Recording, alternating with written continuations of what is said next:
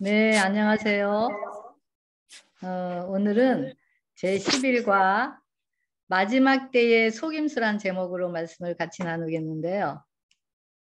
지난 월요일에 축구 아마 많은 분들이 보셨을 거예요. 그죠? 저희 미국에서도 저희 모든 식구들이 다 남동생네 집에 모여서 피자를 먹으면서 축구를 시작하였습니다. 브라질과 한국이 4대1로 패배하였기 때문에 좀 아쉬움은 있었지만 그래도 열심히 싸우시는 그런 선수들의 모습이 감동이었습니다. 그런데 다음날 제가 축구에 대한 유튜브가 눈에 띄어서 보게 되었는데 한 역술인에게 이번 올림픽에서 한국이 참여하는 축구가 어떤 결과를 낳을 건지에 대해서 물어보는 그 내용이 있었어요. 그래서 기자가 물어보니까 그 결과가 한국이 1승 1무 1패를 한다라는 것을 맞췄고 또 한국과 브라질과의 축구 경기는 어떻게 예상하느냐고 물었을 때 8하고 4 사이라고 하면서 4대1로 지는 것을 거의 맞추는 것을 보게 되었습니다. 그 역술인이 저는 무엇인지 몰랐어요. 그래서 찾아보니까 음양 오행에 근거해서 운세를 판단하는 것이라고 합니다. 근데 이거는 무속인들과 같이 신내림을 통해 얻은 그런 영적인 것과는 틀리다고 나와 있었습니다. anyway, 무속인이든지 또 연숙인이든지 간에 우리 모든 사람들은 앞으로의 일들을 알고 싶어 하는 것이 강한 마음이 있는 것이 사실입니다. 그래서 꿈을 꾸면 해석해 주는 것을 들여다보게 되고 또, 또 문제가 생기면은 또 회사에 또 승진할 때도 또 대학에 아이들이 갈 때도 마찬가지로 궁금해서 이렇게 점쟁이나 또 이런 역설가를 가서 찾아보고 하는 것이 또 많은 경우를 보게 되는데요. 그래서 오직 우리의 앞길을 아시는 분은 하나님이시고 하나님만이 정확한 예언자인 것을 알 수가 있습니다. 저도 과거에 사업이 잘 되다가 문제가 생기기 시작하니까 그 태산 같은 문제가 온통 삶을 지배하게 되었습니다. 그래서 어떻게 하면 문제에서 오는 두려움에서 벗어날까 하는 생각뿐이었습니다. 그래서 그때 심정은 문제만 해결된다면 어떤 것이라도 붙잡고 싶은 것이 저의 심정이었습니다. 그런데 이제 이런 상황 중에 있었는데 어떤 글을 읽게 되었어요. 근데 집안에 어떤 안 좋은 것이 있으면 일이 잘 안 풀린다라는 내용을 보게 되었습니다. 그래서 제가 우리 가정, 우리 집 안에 한국에서 업체분들이 그런 선물을 방문하시면서 전통적인 한국의 전통적인 귀한 인형들을 선물로 주신 것이 있어서 그것을 리빙룸에 장식을 해 놓았었는데 그 글을 읽고는 당장 그것들을 쓰레기통에 버렸던 생각이 납니다. 그때는 아직 하나님의 말씀이 내 속에서 믿음으로 역사하지 않은 상태였기 때문에 그 문제가 저의 삶을 지배하였기 때문에 이런 보이는 것에 끌려서 행동한 저의 상태였습니다. 그런데 저는 그때 저의 나름대로 외부적으로 열심히 또 교회에서 헌신하고 봉사를 하면서 또 이것이 하나님께서 기뻐하시고 하나님께서 원하시는 신앙이라고 생각하였을 때였습니다. 그렇기 때문에 그 문제가 생기니까 더 교회에 애착을 느끼고 더 열심히 내게 되었습니다. 그리고 회개를 하려고 하면 또 겉으로 나타나는 죄만 회개하니까 별로 회개할 것이 없고 또 그런 만족한 신앙을 하였었습니다. 그러면서 이렇게 외적으로 열심히 신앙을 하면 되지 왜 내부의 심령을 정결케 해야 하는지에 대한 의문이 있었습니다. 그러면서 제 영혼의 회복이 아닌 사업의 문제를 해결하고자 하는 갈증이 많이 있었습니다. 하지만 이런 사업의 문제로 인해서 또 말씀과 기도를 붙들고 밤을 새우면서 지내는 동안에 성령님께서 점점 저의 영안의 눈을 열어주시면서 십자가의 도를 깨닫게 하여 주셨습니다. 그러면서 하나님의 능력은 자아 굴복을 통해서 우리 심령 안에서 임재하시는 것, 그 하나님으로부터 나온다라는 것을 알아가게 되었고 또 그것을 경험하게 이끄셨습니다. 우리 안에 거하시는 성령의 것만이 우리 안에 모든 두려움을 내어쫓을 수 있고 외부에서 오는 마음을 짓누르는 권세로부터라도 마음의 평강을 유지할 수가 있는 것입니다. 신앙의 핵심은 아까 우리 집사님께서 기도하셨듯이 제사함을 얻고 생명이고 회복인 것이죠. 근데 그 생명은 우리의 심령 안에서 역사하는 말씀의 능력인 믿음의 방패인 것임을 알 수가 있습니다. 이 믿음의 방패만이 외부에서 발생한 모든 문제들도 이길 수 있고 또 오류에 흔들리지 않게 되는 것임을 알 수가 있습니다. 자아가 굴복되고 빈 마음에 성령님이 다스릴 때만이 모든 태산 같은 문제의 산들이 옮겨지는 경험을 하게 되는 것이고 이럴 때 두려움은 안개같이 사라지게 되는 것입니다. 제가 아무리 집안에 있는 어떤 것들을 다 버린다 하더라도 그것으로는 심령 안에 두려움에서 벗어날 수가 없는 것이었습니다. 아무리 돈이 많다 하더라도 아무리 명예 높은 회사의 사장이라 할지라도 대통령이라 할지라도 어떤 외부적인 것들을 치우고 버리면서는 절대로 우리 심령의 두려움과 문제에서 오는 죽음의 문제는 해결할 수 없는 것입니다. 바로 이런 신앙은 무화과 나무 잎을 겹겹이 쌓아가면서 자신의 상처를 계속 가리는 것 같은 것입니다. 이것이 바로 모래 위에 지은 집과 같은 것이죠.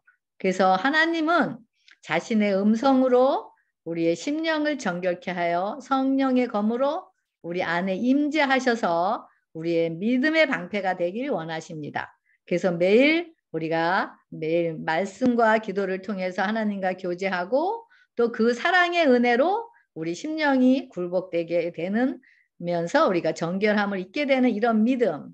그래서 이것이 매일 우리가 믿음으로 성장하면서 성령님께서 우리 안에 검으로 역사할 때 우리 안에서 반석이신 예수님께서 기록되었을 대로 악한 영들을 물리치시게 됩니다.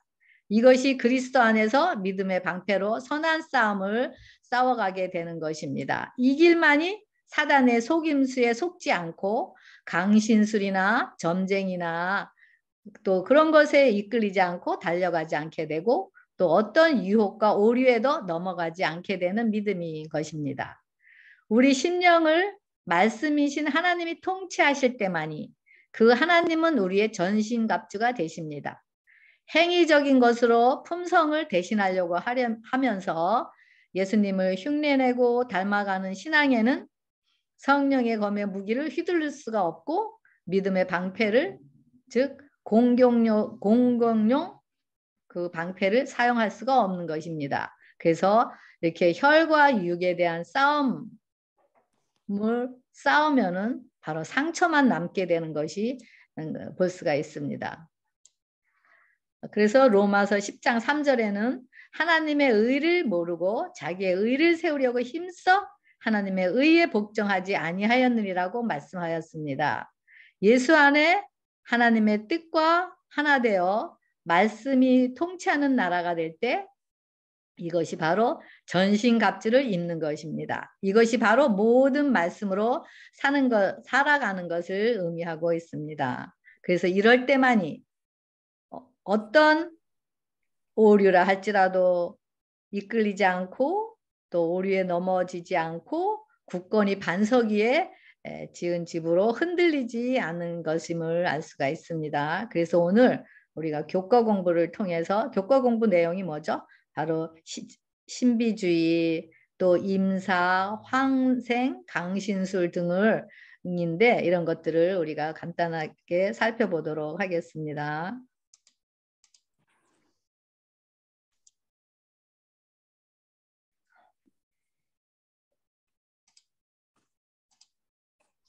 네, 오늘 기억절인데요. 고린도후서 11장 14절 15절입니다.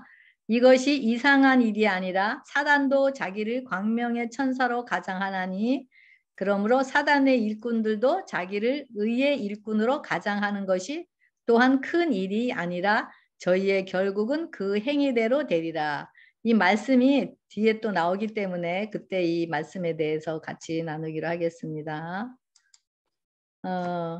지금 총 제목이 이번 주 제목이 마지막 때의 속임수라잖아요. 속임수. 그래서 아까도 말씀드렸지만 신비주의, 임사체험, 환생, 강신술과 조상숭배, 또 죽은 자의 모습으로 나타남. 이런 것이 바로 사단으로부터 온 것이고 또 영원불멸인 결코 죽지 않는다라는 하나님의 말씀의 불순종에 의해서 생긴 사상인 것을 볼 수가 있습니다. 그래서 우리가 이렇게 이 마지막 때에 특히 더 많이 하나님의 곳곳에서 정말 하나님께서 사용하시는 그런 많은 영적인 지도자들이 여기저기서 하나님께서 사용하시는 것을 볼 수가 있는데요. 이렇게 하나님께서 일하면 일할수록 또 사단도 또 열심히 또 많은 또 하나님의 자녀들을 또 이렇게 속여서 그 믿음에서 떨어지게 하고 또 이런 강신술이나 이런 것으로 빠지게 하면서 하나님의 또 그런 진리를 왜곡되게 하는 것을 또 볼 수가 있습니다. 네, 여기 신비주의 그랬는데요. 신비주의는 뭐죠? 신비주의는 바로 신과 소통하고 영적으로 결합된 상태를 이야기합니다. 즉 여기 뭐 무당 같은 거, 또 꿈을 또 의지하게 되고 또 더 나아가서는 우리 자신의 생각, 우리 자신의 감정을 의지하면서 그것이 하나님의 뜻인 양 믿고 행동하는 것도 이 신비주의에 속할 수가 있죠. 그래서 신비주의 현상이 드러나는 형태와 정도는 서로 다를 수 있지만 하나님의 말씀의 권위를 개인의 감정 또 개인의 생각에서 나오는 그런 주관적 경험으로 대체하는 것이 특징인 것을 알 수가 있습니다. 그래서 이런 이야기를 하면서 이런 교과 공부책에 마태복음 7장 21절부터 27절에 또 모래 위에 지은 집, 또 반석 위에 지은 집 두 부류에 대해서 이야기를 하고 있습니다. 그래서 모래 위에 지은 집은 바로 자기 자신을 기초로 놓는 사람이고 그런 믿음이고 또 다른 하나는 또 반석 위에 놓는 하나님으로 인해서 반석이신 예수님을 통해서 기초를 쌓는 것을 이야기하고 있는데요. 우리가 아무리 자신이 영적인 경험을 하였다 하더라도 그것을 율법의 가장 큰 율법이고 또 가장 큰 의의 표준인 그런 사랑인 하나님의 품성이 열매로 드러내지 않는다면 그것은 가짜인 것을 알 수가 있습니다. 누구든지 말씀 위에 집을 짓는 자는 그리스도 곧 반석 위에 집을 짓고 있는 것이라고 하였습니다. 말씀을 받아들임으로써 우리는 그리스도를 받아들이게 됩니다. 그리고 이런 자들은 의를 입은 자라고 이야기하고 하나님의 사랑인 품성, 즉 이웃사랑, 하나님 사랑하는 그런 사랑으로 꼴지어지게 된 것을 보게 됩니다. 그리고 우리 자신을 비우고 그분의 말씀을 심령에 받아들인 자들만이 그분 위에 집을 짓고 있는 것임을 알 수가 있습니다. 반석에 떨어진다라는 것은 자아가 굴복되는 것을 의미합니다. 즉 정결케 됨을 의미합니다. 자신의 모든 죄를 예수님의 십자가로 넘길 때 예수님은 바로 나의 반석이 내 안에서 나의 반석이 되는 것입니다. 진정한 말씀 위에 집을 지은 자는 죄를 자복하고 자아를 십자가에 못 박고 그분의 용서하시는 사랑을 믿음과 순종으로 말미암게 되는 것이 이루어지기 때문입니다. 그래서 우리는 반석이신 예수님으로 우리 영혼의 집을 지을 때만이 이런 오류에 물들지 않고 또 오류로 달려가지 않고 하나님께 여쭤보고 하나님을 의지하게 됩니다. 그래서 정말 성령의 음성을 듣는 것이 너무 중요하죠. 그죠? 그래서 항상 성령님께서 하나님의 음성을 마음으로 들려주시면서 먼저 말씀을 믿지 못한 것에 대해 회개로 이끄십니다. 그리고 그 들려주신 말씀으로 말씀을 우리 안에서 이루시기 위해서 여러 가지 환경과 상황을 통해서 우리를 믿음의 단련을 하십니다. 그리고 그 말씀을 성령으로 우리 안에서 이루어지는 경험을 하게 하십니다. 이럴 때만이 들려주신 그 음성이 우리의 생명이 되고 그 말씀이 길이 되고 진리가 되면서 믿음의 믿음으로 또 은혜 위에 은혜 또 품성 위에 품성으로 흔들리지 않는 집을 지어가게 됩니다. 우리 품성의 집을 지어가게 됩니다. 하나님의 음성을 들을 때 근데 꼭 영감의 글을 통해서 그 음성이 정확한지를 확인을 해야만 합니다. 이렇게 하시면서 예수님이 드러나기 위해 성령님께서 내 안에서 역사하시도록 허락함으로 성령님과 우리가 서로 협력하여 대로를 만들어 가는 것입니다. 그렇지 않으면 스스로 그 말씀을 해석하고 또 그러면서 잘못된 길로 빠질 수도 있기 때문입니다. 그래서 뭐라 그랬죠? 아모스 3장 7절에는 하나님께서는 말씀하지 않고서는 결코 행하심이 없다고 말씀하셨습니다. 이 말씀이 이스라엘 백성들에게 주신 말씀이기도 하지만 지금 우리 각자에게도 계속 성령으로 말씀하시고 계시는 말씀인 것입니다. 이 말씀만이 하나님의 살아있는 음성만이 우리 심령 안에서 들려지는 그 말씀만이 우리의 문제와 두려움에서 벗어나는 것입니다. 이런 음성을 계속 들으면서 하나님의 말씀으로 점점 정결하게 되고 점점 하나님의 생각과 정신과 사상으로 하나 되게 꼴지어지게 되면서 그때부터 우리는 모든 말씀인 전신갑주가 내 것이 되는 것을 경험으로 하게 됩니다. 이럴 때 이 모든 말씀은 나의 무기인 검이 되는 것입니다. 이것이 전신갑주를 잇는 것입니다. 이것이 세 계명이고 또 사랑을 이루는 것이 이루어지고 또 의의 열매이고 정결케 되고 믿음에 순종하는 것임을 알 수가 있습니다. 그래서 이런 상태로 이끄시는 분은 성령님이시고 그리고 이런 것들은 우리에게 속한 것이 아니라 우리가 믿음으로 죽고 새 생명으로 태어나는 부활의 생명인 또 생명인 예수님께서 우리 안에서 이루어 놓으신 것을 우리에게 주시는 은혜의 선물인 것입니다. 그래서 이것은 자랑할 것이 없는 믿음이라고 한 것입니다. 왜냐하면 우리가 한 것이 아니기 때문입니다. 그래서 이런 과정은 바로 제가 처음에 말씀드린 그런 경험, 어떤 외적인 것으로 어떤 외적인 것을 버림으로써 이루어질 수 없는 것입니다. 외적인 것을 버리면서 외적인 것으로 신앙을 하는 것은 심의 없이 두려움 가운데서 신앙을 하면서도 자신이 알지 못하는 것을 쫓아가는 바로 신비주의 사상에서 나오는 거짓 신앙을 라고 이야기하고 있습니다. 이런 사상은 바로 영혼불멸의 사상으로 사단이 우리 자신을 보지 못하도록 그리고 우리 자신을 십자가로 가지 못하도록 바로 우리의 눈을 가리는 것임을 알 수가 있습니다. 성령의 감동에 반응하지 않고서는 하나의 신비주의라고도 할 수 있는 것입니다.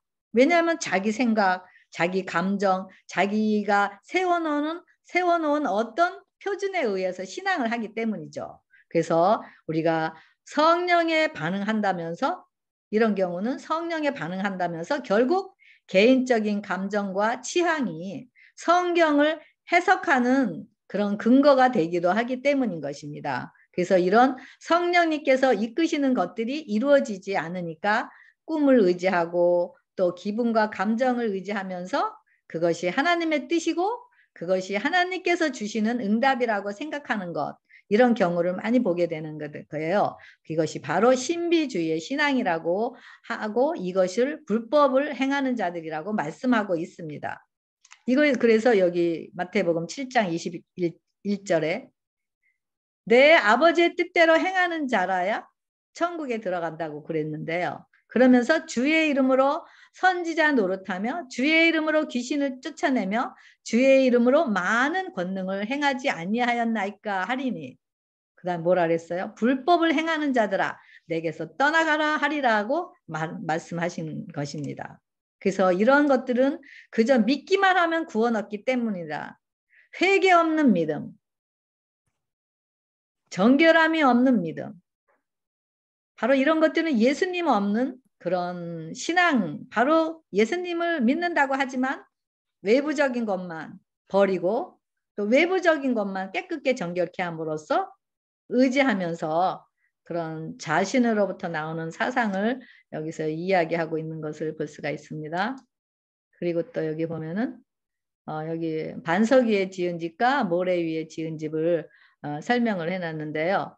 마태복음 7장 24절에는 말을 듣고 행하는 자는 그 집을 반석 위에 지은 집이고 이런 자들은 뭐라 그랬죠? 지혜로운 사람 같다고 이랬고 그리고 비가 내리고 창수가 나고 바람이 불어 그 집에 부딪히제 무너지지 아니하는 것이 반석 위에 지은 집이고 모래 위에 지은 집은 듣고 행하지 않는 자 그리고 그 집을 모래 위에 지은 자는 어리석은 사람 같으니 비가 내리고 창수가 나고 바람이 불어 그 집에 부딪힘에 무너져 그 무너짐이 심하니라라고 이야기하고 있습니다.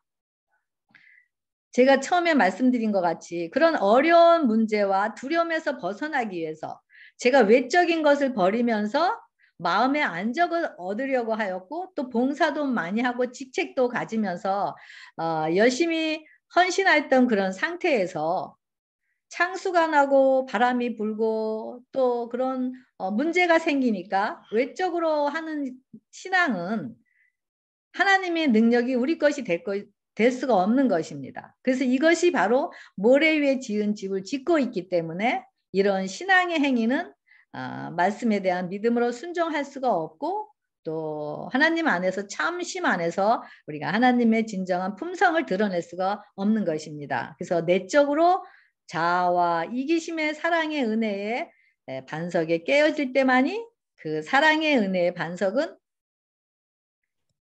반석이 내 것이 돼요.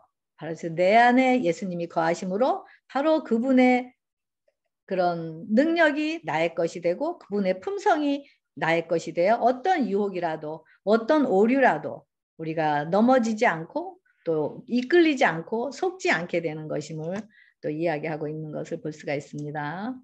여기 임사체험 그랬는데요.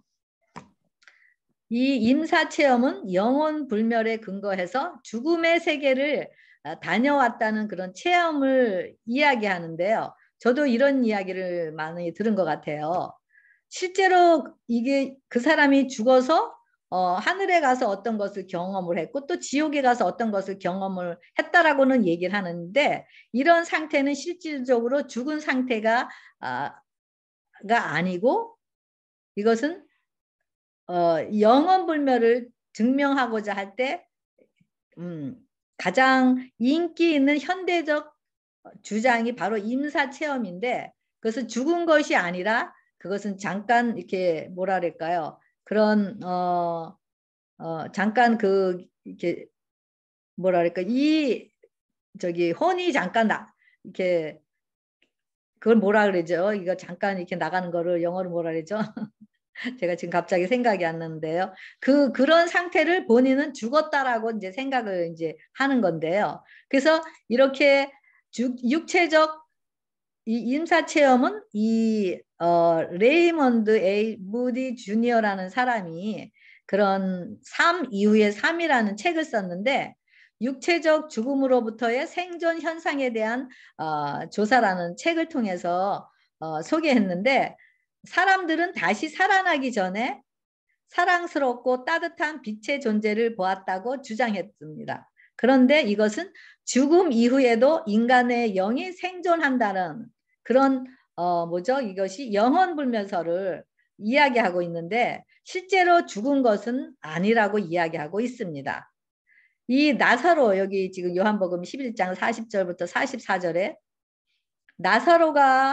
나사로의 경우를 보면 나사로는 죽었습니다. 그래서 나흘이 지나서 시체가 부패하기 시작했고 냄새가 났다고 하였습니다. 그래서 이 경우 나사로의 죽었다가 부활한 것과 이 임사체험과는 전혀 다른 사건임을 알 수가 있습니다.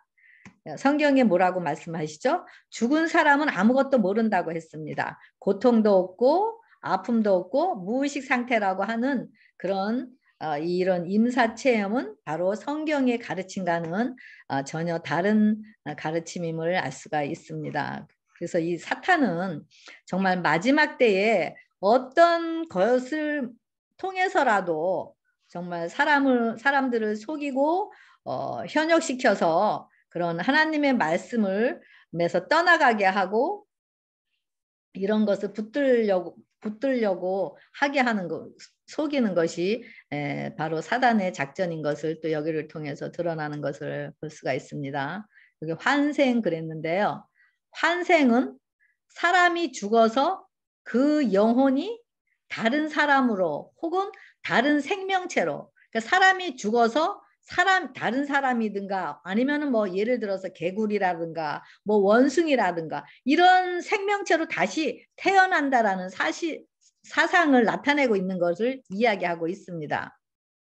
다시 말하면 진화론과 같은 그런 것을 볼 수가 있는데요. 이런 사상은 바로 영혼불멸 사상에서 나온 것인데요. 인간은 한 번 죽는다고, 한 번 죽고 라고 말씀하셨는데 이런 하나님의 말씀과는 전혀 다른 차원의 또 이것도 이야기인 것을 또 볼 수가 있습니다. 우리가 생각하기에는 정말 이것이 정말 얼뚱하지도 않는 이야기인데 어떻게 이런 것을 또 믿을 수 있을까라는 생각을 하게 되는데 또 의외로 또 이런 부분을 또 많이 또 믿고 그런 것에 속해서 또 속해 있는 분들이 많다라는 것을 듣게 되었습니다. 그래서 믿음으로 구원 얻는다라는 그런 사상, 그런 진리와는 전혀 틀리는 것을 볼 수가 있죠. 그래서 대부분의 기독교인들은 또 죽은 후 영원한 천국이나 지옥에서 사는 그런 불멸의 영혼의 존재를 믿고 있고 또 이런 환생, 또 믿는 불교나 힌두교에서는 바로 사람이 땅에서 죽음 후에 다른 생물로 다시 태어난다라는 그런 윤회설을 또 주장하고 있는 것을 볼 수가 있습니다. 우리가 살아가는데 정말 평안과 위로를 준다면 우리가 문제 속에서 저도 과거에 경험한 것 같이 그런 문제 속에서 우리가 살아갈 때 정말 어떤 것이 저의 마음속에 평안과 위로를 준다면은 대부분 많은 사람들은 그것을 믿고 싶고 따라가게 될 것입니다.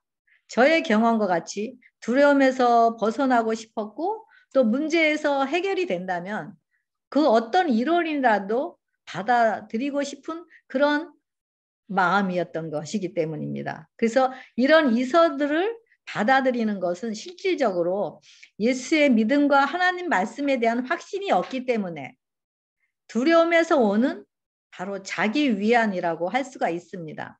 그래서 환생에 관한 이런 이론은 영혼의 죽음과 육체의 부활에 대한 성경적 가르침과 모순이 되고 또 둘째는 또 믿음을 통해 은혜로 구원 얻는 그 교리를 부정하는 것과 마찬가지입니다. 그리고 또 이런 것은 사람의 영혼은 사람의 영원한 운명이 각자의 생애를 통해서 또 선택이 되어지는데 그것과는 또 틀린 또 그런 가르침과는 배치되죠. 또 예수님께서 재림하실 때 또 부활하는 그런 것하고도 또 전혀 다른 의미가 있고 그래서 또 이런 이론에서는 또 전생에서 부족한 점을 극복할 수 있는 또 다른 기회가 있다고 말하면서 우리가 땅속에서 죽으면 아무것도 모르고 그리고 예수님이 오실 때 그런 우리가 생명의 부활로 일어나든가 아니면은 심판의 부활로 일어난다라는 그런 또 진리와는 또 전혀 다른 그런 또 정말 그리스도인의 신앙의 그런 자리에 설 수가 없는 그런 내용인 것을 볼 수가 있습니다. 여기도 있죠. 한 번 죽는 것은 사람에게 정해진 것이요 그 후에는 심판이 있으리라. 그런데 이 환생의 경우를 보면은 이 말씀과 많이 배치되는 것을 또 볼 수가 있습니다.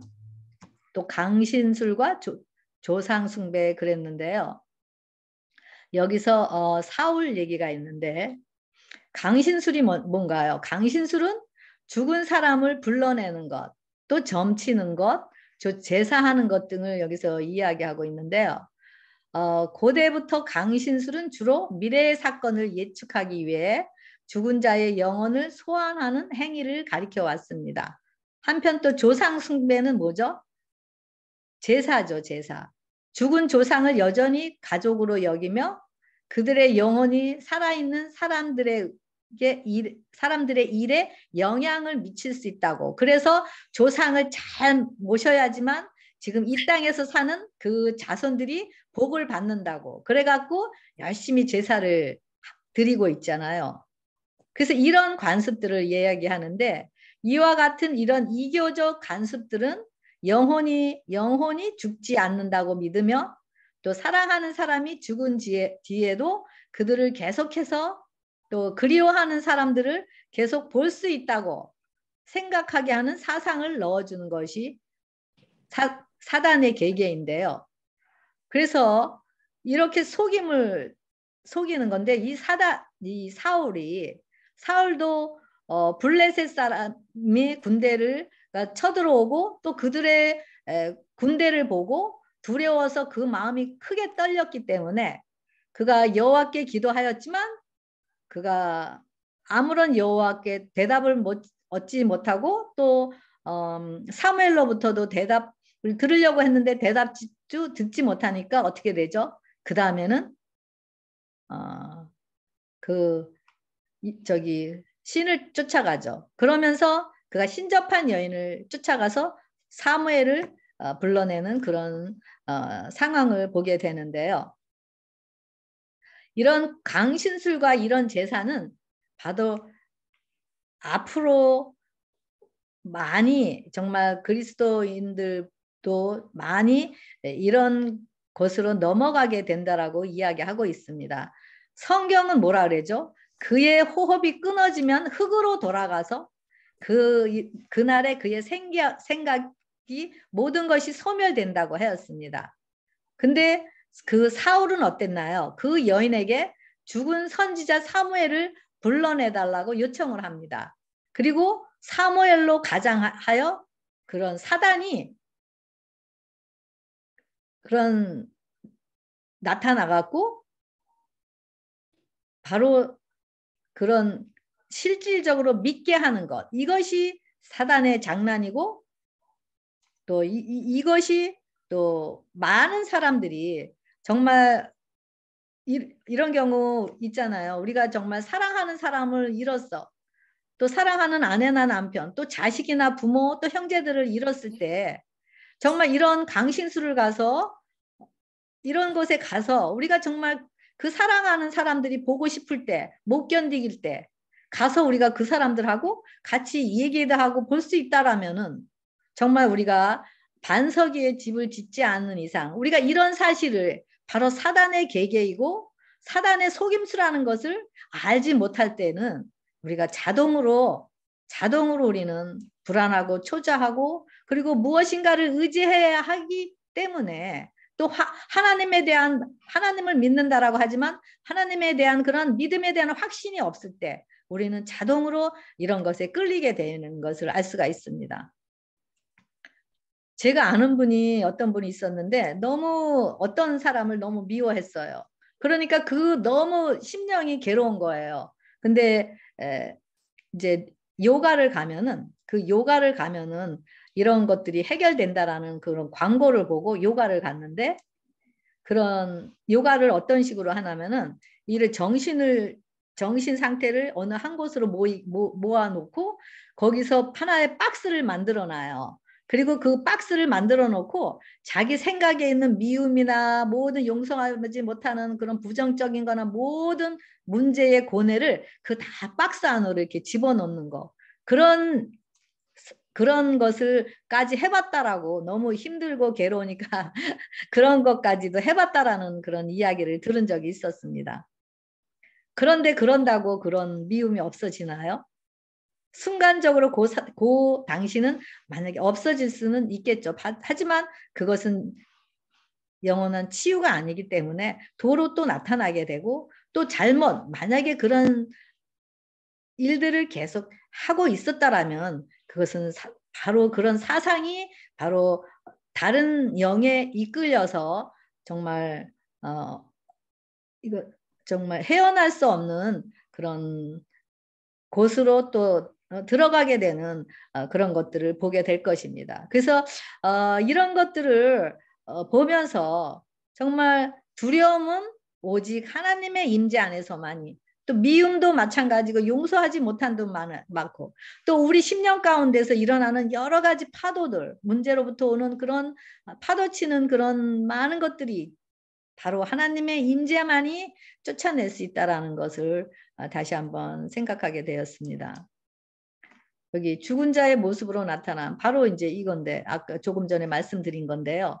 고린도전 후서, 기억절이죠. 고린도서 11장 14절 15절인데 사탄의 일꾼들도 자기를 의의 일꾼으로, 뭐라 그래요? 의의 일꾼이라고 가장한다 그랬어요. 사탄은 솔직히 광명한 천사였습니다. 그는 인정받는 자였습니다. 그런데 타락하여 하나님과 같이 되고 시기 질투하여 죄악과 악의 창시자가 되었습니다. 태초부터 사단은 사람들을 그리스도에게서 떠나가도록 잘 유혹하기 위해 자신을 열심히 위장하였습니다.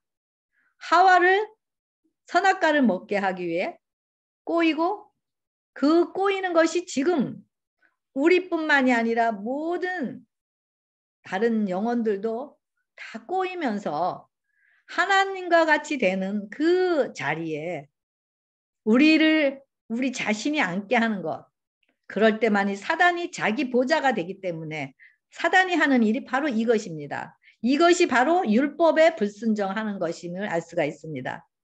열심히 행위로 노력하면서 예수님의 십자가를 무시하고 자신의 뜻을 자기가 노력해서 이루려고 하면서 하나님의 영광의 자리에 자기가 앉는 것입니다. 이런 자들은 사단의 대리자로 봉사하기 위해서 봉사하는 것이라고 이야기하고 있습니다.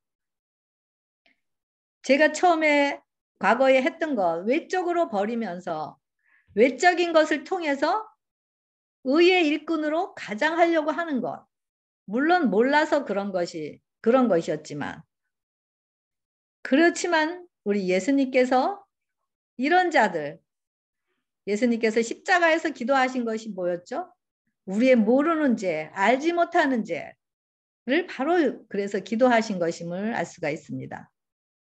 우리 자신뿐만이 아니라 하나님을 알지 못해서 그 일하는 모든 일들이 바로 사단의 대리자로서 일하고 하나님의 말씀에 불순종하면서 예수님을 계속 십자가에 못 박게 하는 그것이 바로 지금도 이런 우리들을 위해서 계속 말하는, 뿌리는 피로 우리를 눈을 열게 하시기 위해서 여전히 우리를 위해 예수님께서 기도하시는 것임을 볼 수가 있습니다. 자아가 굴복되고 예수님의 생명으로 거듭나서 예수님 안에 있는 자들만이 의의 일꾼인 것입니다. 이런 자들만이 반석인 은혜 위에 굳게 서는 자들이 되는 것입니다. 우리는 의의 흉배를 삼아야 하고 믿음의 방패를 들고 구원의 투구를 쓰고 하나님의 말씀인 성령의 검을 가지고 죄악으로 처져 있는 우리의 장애물과 철조망을 해치고 나아가야 합니다. 오직 하나님의 거룩한 율법만이 우리가 하나님의 또 이런 길을 따를 수가 있고, 이런 유혹과 이런 사단의 꼬임에서 우리가 벗어날 수가 있는 것입니다.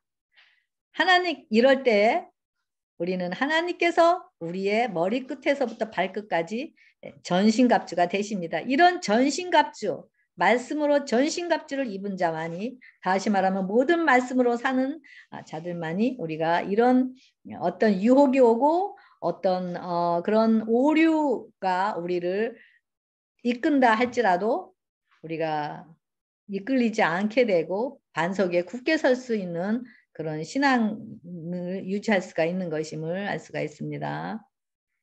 여기 똑같은데요. 제가 요거를 정리해 놨는데 예배서서 6장 10절, 여기 마귀의 관계를 능히 대적하기 위하여 하나님의 전신갑주를 입으라. 우리의 씨름은 혈과 육을 상대하는 것이 아니요 통치자들과 권세들과 이 어둠의 세상 주관자들과 하늘에 있는 악의 영들을 상대함이라 라고 되어 있습니다. 그러므로 우리가 하나님의 전신갑주를 취하라. 이는 악한 날에 너희가 능히 대적하고 모든 일을 행한 후에 서기 위함이라고 이야기하고 있습니다. 그러면서 실질적으로 전신갑주가 무엇인지 여기 이야기하고 있는데요. 그런즉 서서 진리로 허리띠를 띠고 의의 호신경을 붙이고 평안의 복음이 준비한 것으로 신을 신고 모든 것 위에 믿음의 방패를 가지고 이로써 능히 악한 자의 모든 불화살을 소멸하고 구원의 투구와 성령의 검 곧 하나님의 말씀을 가지라. 그리고 모든 기도와 간구를 하되 항상 성령 안에서 기도하고 이를 위하여 깨어 구하기를 항상 힘쓰며 여러 성도를 위하여 구하라고 되어 있습니다. 여기서 제가 이거를 이제 정리해 놓은 게 있는데요. 네, 마귀의 계계를 대적하기 위해서 어떻게 하라 그랬죠?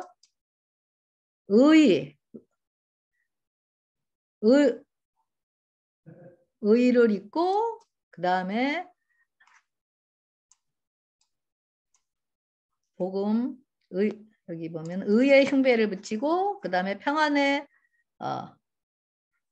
믿음의 방패를 가지고 또 복음을 준비하고 평안의 복음을 준비하고 또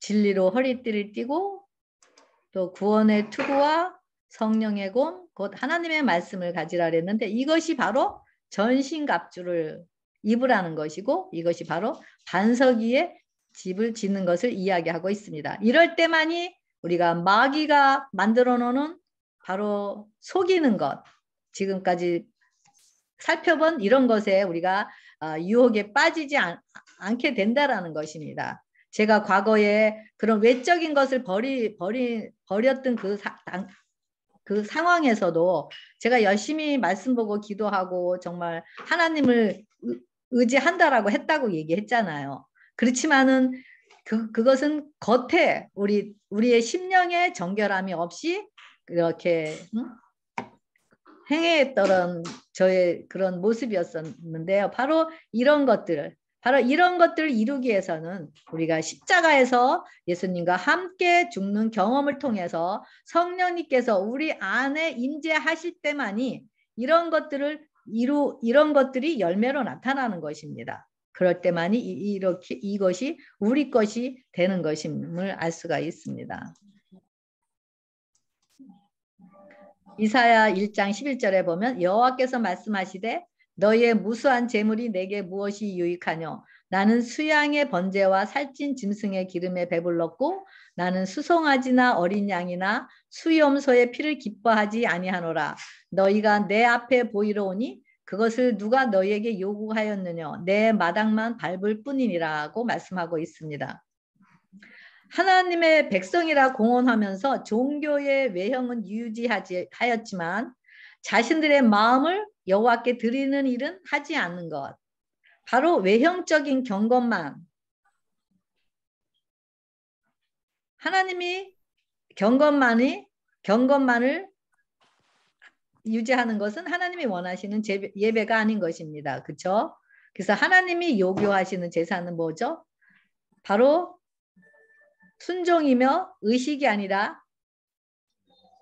의라는 것을 명확하게 하기 위한 것임을 볼 수가 있습니다. 그런데 사탄은 다른 복음으로 이런 것이 아닌 다른 복음으로 대체하려고 끊임없이 노력하고 그리고 있는데요. 다시 바로 왜 그러냐면은 자신의 보좌를 하나님의 거처로 빼앗기게 되기 때문에 그래서 하나님의 말씀에 정령 죽으리라 한 것에 반박을 하면서 정령 죽지 않으려고 스스로 만든 정말 가짜 자신이 만든 일들을 하나님의 일로 대처하는 것을 보게 됩니다.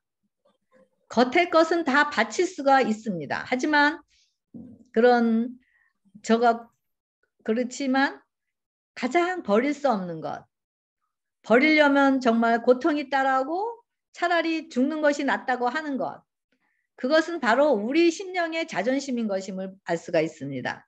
이 자존심이 바로 자신을 지키기 위해서 바로 행해온 일들이고 바로 이런 근원에 의해서 바로 사단이 영원 불면서를 또 드러내고 있는 그 오류인 것을 알 수가 있습니다.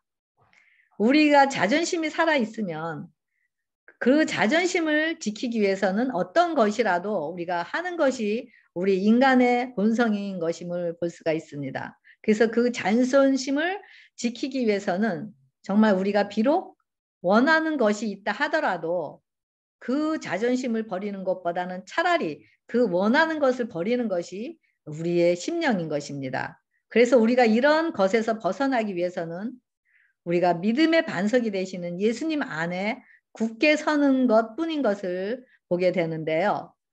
이런 굳게 서기 위해서는 바로 십자가에서 자아와 이기심과 자존심이 죽을 때만이 사단이 활동을 할 수 없기 때문에 사단을 이기는 길인 것입니다. 기초가 튼튼한 집은 십자가 위에 지은 집입니다. 우리 자아로 지은 집은 언제나 사단이 역사하고 있고 사단에게 넘어가기 때문에 이런 오류들에 이끌릴 수밖에 없는 것이 되는 것입니다. 그리고 우리 감정에 이끌리고 우리 생각에 이끌리고 우리 사상에 이끌리게 되게 됩니다. 우리 부자 청년 잘 아시잖아요. 부자 청년은 계명을 다 지켰다고 하였습니다. 그런데 그가 계명을 지킨 것은 겉으로만 지킨 것임을 드러났습니다. 그는 자신의 본질을 치유받아 재창조함을 받아야 함을 알지 못하였기 때문에 반석 위에 깨어진 적이 없고 또 성령의 의로 정결케 되는 것을 경험하지 못하였기 때문인 것입니다. 그렇기 때문에 결국 그의 자아인 자존심을 지키기 위해서 그런 말씀에 불순종하면서 모래 위에 지은 집을 지었음을 보게 됩니다. 부자 청년은 자신을 위한 집을 지었기 때문에 자신과 함께 무너지는 것을 알 수가 있습니다. 하지만 삭개오는 어땠나요? 새를 떼먹고 또 다른 사람들로부터 평판이 아주 좋지 않은 자였습니다. 그는 성령의 깨우침에 복종함으로 반석 위에 깨어지게 되었고 그리고 죄를 회개하고 정결케 되므로 예수님을 자신의 영혼의 성전에 모시게 되므로 그는 내적인 치유를 받게 됩니다. 그리고 새 생명으로 재창조되어서 그 은혜로 하나님의 은혜로 하나님의 사랑의 이타심으로 또 다른 사람들에게 봉사하고 헌신하며 살아가게 됩니다. 그래서 이런 것을 봤을 때 어떤 것이라도 우리가 이길 수 없지만 그리스도 우리 안에 임재하시는 그 임재만이 흔들리지 않고 오류에 물들지 않게 되는 그런 것이 바로 반석이고 그 반석이 바로 예수님, 바로 믿음의 반석은 오직 우리 안에 사시는 그리스도의 임재인 것입니다. 그래서 하나님이 원하시는 예배는 바로 우리 자신을 거룩한 산 제사로 드려서 우리의 심령이 성령의 전이 되어 성령의 임재 안에서 드려지는 그런 예배인 것입니다. 이 예배만이 이 마지막 시대에 정말 진리인 것 같이 팔을 치고 정말 교회 안에까지 물들어 오면서 속이는 그런 강신술과 같은 그런 가짜 예배에 이끌리지 않게 되는 것입니다. 그래서 성령님께서 정말 우리 안에 임재하셔서 우리의 길이 되고 진리가 되고 생명이 되어서 우리의 전신갑주가 되게 해달라고 기도하시면서 우리가 어떤 상황도 어떤 상태라도 넉넉히 이기시면서 우리가 승리하는 또 유혹에 빠지지 않는 여러분과 제가 되길 바라면서 모든 교과 공부를 마치겠습니다. 감사합니다.